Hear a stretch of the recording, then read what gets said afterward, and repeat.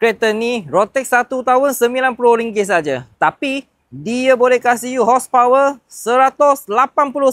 Ini adalah Mercedes C200 tahun 2019. Model ni sudah new facelift. Tengok lampu depan sudah tahu ada 8 biji LED. Enjin pakai 1.5 liter. Tapi top speed boleh sampai 239. GT Fangri warna hitam nampak garang. Sport ring design lawa 18 inci siap dengan tayar Michelin. Sudah panggil C-Class. Lampu belakang mesti mau ada C. Tambah satu spoiler kecil nampak lagi sporty. Dalam original full leather seat warna hitam. Belakang ada aircon blower. Depan kiri kanan ada electric memory seat. Tengok depan leather seat sama dengan belakang saja. Semua lawa lagi. Tak ada koyak, tak ada cara. Lagi ada ambient light. Kalau tak suka warna biru, boleh tukar color. Dashboard.